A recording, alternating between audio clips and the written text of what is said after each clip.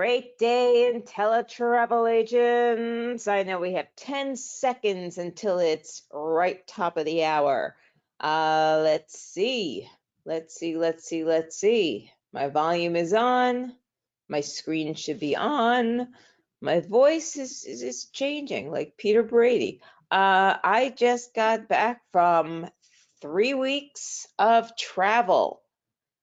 I went from a Viking River cruise from Germany to France, back to Germany to Switzerland. Then I went to Miami for 3 days in between, because then I went to Jamaica for our wellness event. So I am back now, Mom. All right, it is top of the hour. We are getting started with our live Q&As on Friday. My name is Jessica Sitomer. I am your Vice President of Training. Now I see about 108 of you are on already. If somebody, oh, there you go. Hi, Jess, you forgot to take me with you. Very good, Richard. Thanks for letting me know that I'm on. You can hear me. All right. Well, today we are going to focus on something that has been coming up a lot on my Work It Wednesdays. And for those of you who are new agents, what I mean by new is you've never heard of what I'm talking about. In our, I'm sorry guys, my voice is still a little jet lagged. So if you are in our departure lounge, every Wednesday, I interview our suppliers, our preferred partners. And many of them recently have been talking about vendor events. And if you have people, this certain amount of people, that they will either attend or they will send you stuff for them. And I realized that many of our new agents and even some of our most seasoned agents either don't know what a vendor event is or don't know how to maximize and make the most out of a vendor event. So I thought I would just kick us off, because for those of you who have never been with me on a Friday live Q&A, first of all, welcome, glad you're here. And second of all, what I do is I always start off with a topic that I talk about for 10 to 20 minutes, and then I go to your live questions, and I ask that you ask questions that are general so that they are helpful to everyone. If you have a specific customer service question that applies to you only, please take that to customer service. So today we are talking about growing your business with vendor events. So the first thing that you probably want to know is, well, what is a vendor event? Or as I Googled, I'm showing you literally, like Google is your best friend. How do I find vendor events? Well, what popped up for me, even though there's like 700 million answers, what popped up for me was Las Vegas, Nevada vendor events in Eventbrite. So I can go to Eventbrite. Since I live in Las Vegas, it knows where I am, because, you know, that's how the creepy bots work. They know where you are at all times. And it knows I'm in Las Vegas, so it's telling it I could go onto Eventbrite. But I also wanted to show you the questions that other people ask. How do I find local events for vendors? What do you need for a vendor event? How do you succeed at a vendor event? So we're going to talk about that right now. First thing is where to find them. So what I did was I Googled small business trade show near me in 2022. So here's what's coming up. You know, My Vegas Small Business Expo, SEMA Show, Las Vegas. I don't know what that is. Small Business and Food Truck Safety Expo. So small business and food truck, that might not be one that I want to go to, but My Vegas Small Business Expo might be one that, oh, it's at Queensridge. That's interesting. That's where my sister lived. So that's weird. It's in a building where people live. Okay.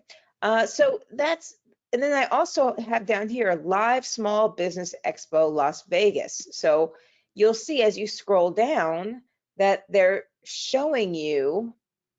One person says that I don't hear you. All right, so let me write back to, I'm going to tell you to log back in, or check your mute button, because everybody else can hear me, or they would not, they would all be, they would all be Christ, reaching out saying, I can't hear you. All right, so that is where you find them. You Google small business trade shows. And then you can Google even more by niching events. So I just came back from the wellness event, and there were, 100 agents or so there that wanted to specialize in wellness. So here's the Las Vegas Health and Fitness Expo. That's a great one to go to. The Canadian Health and Wellness Innovations Conference. I don't know if that would really fit with me, since as a travel agent, I don't really work with, Canadian issues. I'm working with, uh, US ones. And then we have Urgent Care Association Convention. Again, that's not really what I'm looking for. I'm looking for wellness. I'm looking for things that have to do with food, exercise, different types of health like acupuncture and all. So here's the thing. We are talking right now about being a vendor at one of these events. The other thing you could do is prospect for clients, or as we call them, Pied Pipers, people who are influencers. So for a wellness event, they wouldn't necessarily have to have a booth there.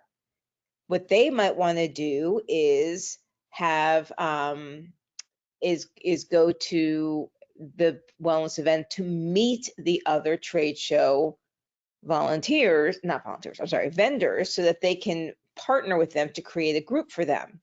However, because they're doing wellness travel, there's an exception there that they may want to be a vendor at that event, so that not only can they meet the other vendors, but everyone who's coming to the wellness event to find wellness solutions, like maybe people want more energy and they, like, okay, let me see. Oh, here's a gluten-free baker. Maybe that will help. Oh, here's an acupuncturist. Okay. Oh, here's a travel agent. How in the world are they going to help me? Ooh, look at that wellness retreat they're planning. Suddenly I feel very energized. I want to go there. So those are the different ways to find either small business events, because people are coming to check out all the small businesses, or you can niche for what you want to do. Like if you are looking to do adventure travel, you might look for anything that people that you think adventure would like. Car shows, because they like fancy cars, they might like adventure. Shows that have like water sports and things like that. So maybe there's a boat show and they have, booths for water skiing and those things that go, fly you up in the air, like, all kinds of things like that. You can be the travel agent there who who has adventure trips that they can go on. And you can definitely have one or two that tie in adventure water things, like perhaps, taking an adventure expedition trip to, by ship to Antarctica. Okay, so we have partners who do that. So that is how to find events where you could be a vendor. So next you're going to say, well, how do I host like this either live vendor event, or maybe you just want to do a virtual event on your own. Like maybe you have a specific thing that you want to, an event that you want to share virtually. Basically, I'll talk about that in the next one, but either way, if you're hosting a vendor booth live, you have a booth for yourself live, first thing you're going to do is choose your supplier, because you want to be, and this is where our suppliers are saying, hey, if you know that you're going to have 30 people or more, we will send you support materials, or they may even attend with you. So it really depends. Now, not every BDM, and that's business development manager, for those of you who are new and don't recognize that, your business development managers are the people who are in your agent supplier manual. So you've got a preferred partner supplier manual that has all 50 plus preferred partners.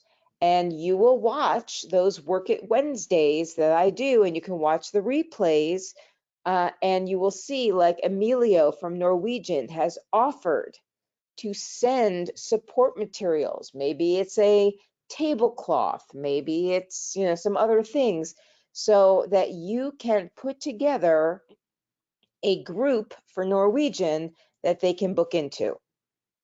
So this would, you know, when you are looking to do a virtual event or a vendor event with a supplier, then this is what I'm talking about. Now, you might choose to do a vendor event on your own, branding yourself, okay? And you can still brand yourself in alignment with a supplier. But just know that sometimes if you're a travel agent in a big event, people might not recognize you. But if you've got a giant Norwegian cruise line banner and the table, they might think that you are a Norwegian table. They recognize the name, the brand Norwegian, and they will come over to your table.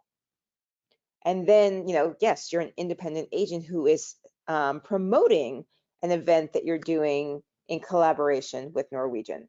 All right. So you're going to choose your supplier. You're going to ask the BDM, what are the minimum attendees for this vendor event that I need in order for either you to attend or send support materials? And maybe they'll say 30. Okay. So then number 2, you're going to invite to your virtual event if they're doing a virtual one. And you're going to get 3 times the number of yeses needed. So in other words, if they said 30, you need to have 90 people saying yes, that they are going to attend before you go back to them and ask for those support materials. Because the reality is, if 30 say yes, you know, 10 might show. So if 90 say yes, then 30 will show, and you've done your upheld your end of the bargain. Or have documentation for the number of event attendees. So if you are renting a space to have your own vendor section, right? You've got your own table in your area, you've got your booth, as they call it. They are supposed to give you, the people who are running that event, the number of attendees who are registered. So you can go back to your BDM and say, there are 2,000 people registered for this event. What kind of materials can you send me? Or if it's in Florida and your BDM lives in Florida, you can say, hey, would you like to join me with this and help me sell into this group that we're doing? So, okay, so again, not every BDM is going to show up live. Most, you know, they don't have enough time. We've got, you know, 80,000 travel agents. If all 80,000 travel agents ask, even if 1% of 80,000, which I believe is 800. Don't make me do math in public, but I'm pretty sure that 1% of 80,000 is 800. If 800 agents said yes to them, will you come to my event? There are not 800 days in a year, okay? So we cannot expect our BDMs to show up and attend. However, they can send support materials, and some of them will attend. You just never know. If you are a big seller for them, you know, it just never hurts to ask. It never hurts to ask. And at least if you ask and they can't do it, they can support you in some way. All right. Next, you might be wondering, well, gosh, how do I do this? I mean, I've never done a vendor event before. What is expected of me? So the first thing is to have a plan. So the first thing that you want to plan is what your booth is going to look like. It might simply be a tablecloth with some brochures on it. But again, maybe you're getting from the vendor, maybe they're going to send you a step and repeat that you can borrow, which is that background that has their Norwegian all over it. And maybe they're going to send you some banners that you can set up. You know, you got to think about, what is your table going to visually look like? Now, there are going to be people at those vendor events that spend $100,000 on a booth, and they're going to have like 10 TVs set up with different videos running. They're going to have things built. I mean, these are professional vendors who are you know, I mean, and we're talking big events. But if you've ever been to a Dreammaker event or an ITQ event or any one of our specialty events like Gen X or we just had wellness, we have vendor events, we have a trade show, and basically our vendors show up with a tablecloth that has their branding on it, some giveaways for you, you know, and sometimes it's brochures and maybe pens with their branding on it, or and in this case you can either ask Norwegian to send you some pens with their branding on it, or you might want to go back into your IntelliTravel back office where um, we have our print shop and get your own pens made with your information on it. Okay, so you might have some giveaways that you're doing there. So and there, that's number two. What takeaways are you bringing? What are they going to walk away with? How are they going to remember you? How are they going to remember what you're promoting? What is going to be on your table that they can walk away with? For me, the most important thing on this list isn't even number 4, your promotion. It's number 3. How will you capture contact information?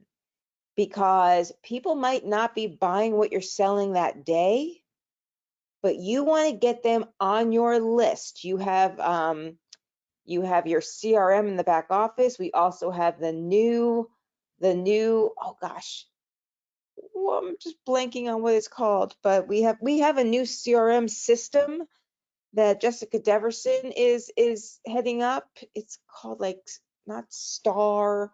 Oh gosh, if somebody remembers the name of the new CRM system that we got going, IntelliSpark. Thank you to Bianca Hill.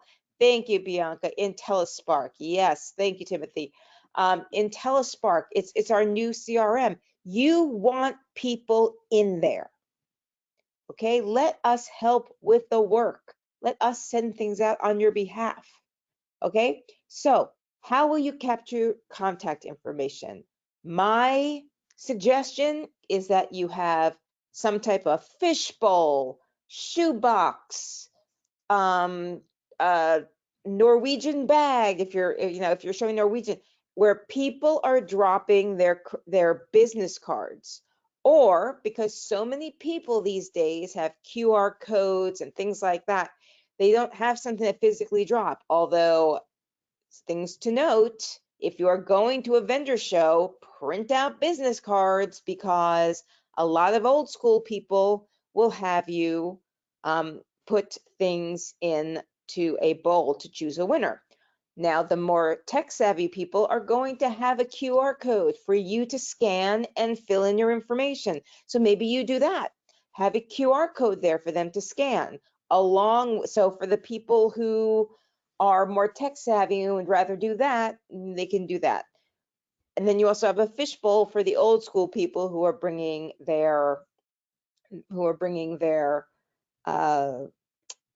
business cards. Now, you can even go and be even more helpful to them, just in case, where you print out a bucket list or a check it list, like here are the places, or a book it list, things where you want to go and what you are asking for, and you can print them out on one piece of paper, 4 per page, and then you cut them up, right? So you've got tons of them, and have it be very basic, so that if you have Kinko's or FedEx Kinko's, whatever it is, print out 1,000 of them for you, that if only 200 fill in, that you can use it for the next vendor show and the next vendor show. And you want it to be their name, their phone number, their email address, their mailing address. Why? Because we have a partnership with Ensemble where they get sent print things. Okay. So, and then after you have those three things, well, their name is the fourth, but there are ways to contact them, their phone, their email, and their mailing address, and let them know you must have all things to be put into the drawing. Then you ask, what are 3 places on your bucket list, / bucket list / check it list, like whatever they want it to be. Where are 3 places where they most want to go? All right, and then they put that in the fishbowl, and then you are going to give out a prize at the end. It could be a 3-day, 2-night getaway that you also get in your back office under your travel incentives. It can be a gift card. You do not have to say how much the gift card is. People don't care. Like, they just want to win something. All right. So there you go. Have your promotion. Maybe have 3. Don't have more than 3 because people, confused mind doesn't buy. Have your main promotion that you're doing with Norwegian. And if people are not interested in cruising, have a land package that you're doing, and have something that shows like an FIT that you could put it together for them. Build a trip with me and go away, something like that. All right, and then you want to ask yourself before you go, how will you know it was a success? So perhaps you'll know it was a success if you get 100 names in your fishbowl, contact information from 100 names. Perhaps you will know it was a success if 3 people want to book into your promotion. And the reason why I say this is because if you have, and maybe you can have both of those things, maybe you have a goal for how many contact information you're going to capture, and maybe you have a goal for how many people are going to sign up for your promotion. Okay. And the reason why it's important to know that is because you're going to steer your conversation toward your goal. So if your goal is to have, 200 people putting their contact information in, you're going to be very focused on getting people to put their name in the fishbowl. Very focused on that because you know that your goal is to get that number, hit that number. But if you have a goal for getting 3 people to sign up for your promotion that day, give you their contact information because they want to go, and they want to put a down payment down, and they're going to fill out your form, right? They're going to fill out, whatever it is that you have. Maybe you have something on your iPad that they need to fill out to book into the trip right then and there. Your conversation is going to be very different with the people who come to your table because you're going to be focused on getting those 3. So you're going to have higher level conversations. So know how you'll know if it's a success.